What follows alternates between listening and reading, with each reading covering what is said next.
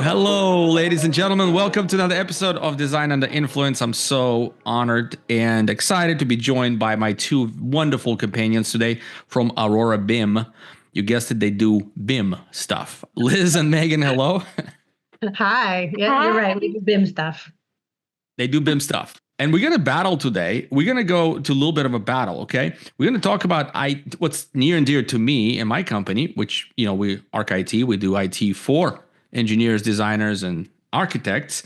And we're going to talk about how this exact thing, the IT departments, stifle work, stifle projects, and basically cause a slowdown and potentially inadvertently, because what we're trying to do is keep our users safe, secure, efficient, and operational. Okay, but when we don't know Revit, when we don't understand ACC docs, which we'll get into it, when we don't understand these things and we try to help our users, we're doing them disservice. And the lady's going to get into this right now. So Megan, why don't you set this up for us? You just had a recent example. We don't need to name names, but like, what are you like beating your head against the wall right now for? Yeah, I think the main idea that I'm trying to communicate to an IT team is that having an internal server-based file system is actually slightly more risky than having an Autodesk docs-based file system where you allow users to do essentially the same things that you automatically do for your internal based server projects. So highlighting that if you're looking at kind of apples to apples on each side, what can you do with the actual data in both of these platforms, and why we're restricting one over the other, and what the real risks actually are, is kind of what we're trying to formulate common ground on right now. Oh, you're too nice. What exactly is the problem? I mean, we were very excited to pre as soon as the camera came on. It's like, well, we want to be a peacemaker. No. What is it? Yeah. Let's define what the problem is. What is it that your client is unable to achieve with the current situation? Because we have a lot of emails flying back and forth. So maybe you can set this up for us a little bit. So currently, basically the administrative role in this cloud-based server, essentially, that hosts all the Revit models and the project-related data that is used to coordinate with external architects and design teams, and actually have the ability to do all of these advanced model coordination and clash detection and all of these things that come with this software that's like a super Dropbox with a viewer. So that's ACC docs, right? ACC docs. Yeah. Okay, got it. Yeah. Exactly. So essentially they are kind of being restricted from being able to fully use this cloud-based platform, because I think it's maybe lack of training and knowledge about how the system actually works and how the risks potentially are not clearly identified. I think it's just an overall idea that if you give someone admin access or project admin access, that they could invite anyone to the project, and then that person could download your model or look at something that they're not supposed to look at, or delete something. And the thing is that, yes, that is all true, but you can see everything that everyone does on this platform. There are activity logs where anyone that touches a file, opens a file, looks at a file, it actually logs that user, their name, what time. So you could go back and actually see what has happened if you suspect any of these things have happened. And then in addition to that, where on like a traditional file server, you can delete something and they need to call you to get it back. On Autodesk Docs, you actually can never delete anything. You delete something, it goes into basically another folder. And if you wanted to get it back, you just hit restore. So that's kind of the the big picture of what Okay. we're trying to get across, I think, right now. And I think it's more of an education thing, really. And I think if both sides kind of understood what the other was trying to achieve, then it would. I think that's like our gateway into, figuring out the best solution here. But I think there's definitely some conversations that need to happen. Liz, you got a take on it? No, I mean, I agree with everything Megan's saying, and I think it does come down to education, and also that new things are scary sometimes, especially when you have multiple actors in there and you have high stakes projects, maybe with high secrecy, and it feels risky to open that door up to just anyone. Yeah. So as a BIM manager, why do I need admin access to ACC docs to do my work? What is it? What is the admin access allows me to do what otherwise I cannot? Yeah. So admin access, primarily what we're looking to do right now is to harness two of the really great features of the Autodesk Docs platform.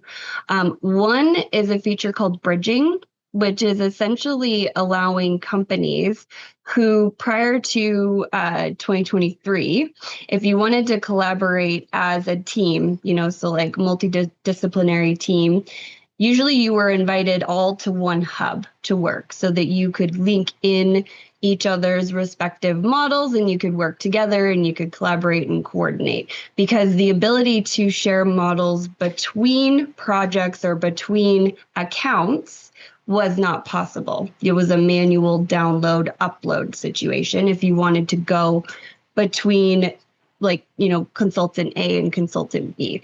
So that was similar to what we used to do when you just sent a file, and you had your own internal server project-based system going on. So now what we're looking to do is really harness this new feature that Autodesk has finally given us, where we can work on our own hubs and we can send files back and forth that can be linked in directly, which is huge. You don't have to manually cloud host these files in order to be able to link them in using the cloud hosted linked version. So this saves so much time, and it allows companies to maintain control over their own data. So previously, when everyone went to go work on one person's hub or one company's hub, if they needed to add in a modeler or someone on deadline day because they needed more manpower to finish, they had to ask their client, essentially, can you please add, modeler A, B, and C, because we're behind on our deadline. we need more hands on deck. So it's essentially like I think everyone really didn't like that setup. And so that's why Autodesk came up with this bridging option, so that you can now maintain your own projects on your own hubs, work on your own data, and then share what you want to through these bridge connections. So that's the main thing that we're trying to achieve right now. And we're actually trying to test and show a team how this could work, and we're requesting project admin permissions, and we're running into this roadblock. They want to do this for us, essentially. And then the next one is the Revit model upgrades. So the IT department for this client that I'm working with, they actually do the model upgrades. And that also is risky because they don't know the intricacies of Revit and what can go wrong during an upgrade and what they need to document before and after the upgrade. That's something that a BIM lead or a BIM manager should be managing to make sure that, the issues are flagged and it's done at the right time, when everyone's out of the model, when no one is, needing to get in there and work on it. And then the last one would be, I think Liz touched on it a little bit, there's these other modules that you can use on Autodesk Docs, like model coordination, which a lot of companies are starting to use, where you can essentially set up a coordination space while you're working on different models, and it will in the background perform like a clash detection exercise essentially, and you can go in there and look at it at any time, during the design process, and it helps inform, what's going on with the models, and you can update it before you get into CA and you're actually doing the clash detection in Navisworks or whatever platform you want to work with. So, yeah. It's a lot. Yeah, I don't have anything to add. You covered it all. You said, hey, you look like you may have want to say something. I don't know. But then she said something. So it was perfect. She said it all. Yeah, I see all these emails flying because of this. So how do you think this is going to go? And like advice we're going to come up with afterwards to different IT professionals and departments within the companies. But how do you think this is going to go? Like, where is it? Like, do you feel the IT department is giving in a little bit, or are they still holding their ground right now? They're holding their ground pretty firm. Hmm. So, and I think it's gonna require some, I think, education and some openness to listening to what these BIM leads and project managers are trying to do. And how it is actually affecting their ability to coordinate and have effective model management and usage of this Autodesk Docs platform. The restrictions they're putting on it are actually inhibiting the full use of it. And so I mean, and I understand that there are risks, and, in talking with Boris from your team, his main point was that there needs to be education and training before people are granted these types of access. And I fully agree. So if that's the key to the castle, then let's do it. But I think there has to be an openness and a willingness for IT to understand how this is really actually hurting the projects and our ability to work on them. Yeah. It's actually education both directions.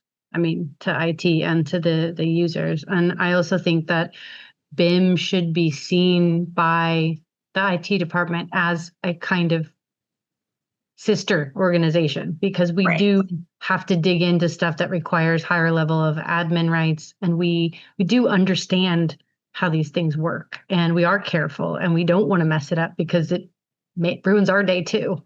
Right.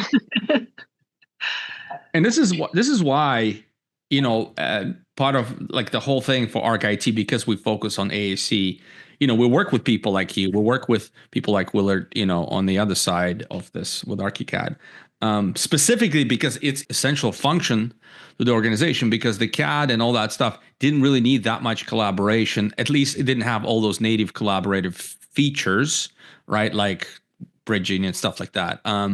But now the whole advantage of Revit is this idea that, multiple people can work at it at the same time, and you can, clients request this sort of stuff. And with that said, I think it's the education piece is critical. But let me ask you this: how new is this Autodesk Docs functionality to the organization? You bring as an example.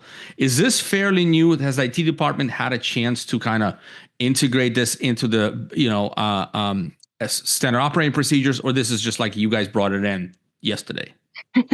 No, they've had a few years with it, but I think as a lot of some consultants, essentially, they end up working the old way where they go work on someone else's hub. So all of this stuff is a non-point, because they, the architect or whomever controls all of this access, and that makes sense. It's their hub. But now what's happening is that this, I think, COVID really pushed it to the forefront that, you want to get these Revit models off of these local servers for many reasons. The functionality is better up on the Autodesk Construction Cloud. You can access it from anywhere that you have, an internet connection. You can have, team members all over the world, and you can really harness different specialties and strengths and teams without having to basically grant access or a remote desktop into your internal file servers in order to work like this. So a lot of companies are actually transitioning from even placing Revit models period on their on their servers and actually hosting everything up in the cloud. And prior to, 2020, it was only projects that they needed to, coordinate up on the cloud with a client that had requested it. It was only those projects that would get hosted up there. The rest of them would stay internal. But after 2020, when everyone went home, and, you probably experienced this, more than all of us, getting everyone access to the internal servers and to their computers in the office and setting up this remote work environment for entire offices went really quickly. So there was this like, oh, well, we already have this system where we could, host our Revit file and everyone can access it and we can keep working, while IT is figuring this out, to get us all secure access, through VPN or RDP into our network that's sitting in the office while they're at home, then let's do that. So I think that's where we saw the big shift. And now with this current client, they actually that is one of their goals, is any of their internal projects, they are hosting their Revit files up there. But it is fairly new. So, within the last 2-3 years, I would say. So they have quite a few protocols around it. Like if you want access to a project, they have a link that they send you and you type your name in and your email and it adds you to the project through their channels, essentially. And their team is knowledgeable about the things that they specifically are doing. But I think the problem still lies in the knowledge of the software as a whole and the construction cloud as a whole and what it's really being used for and how the other side of the office potentially needs to be able to do those things and not just them. Yeah. Does Autodesk offer any, as far as you know, like off the top of your head, any kind of training specifically targeted to IT departments?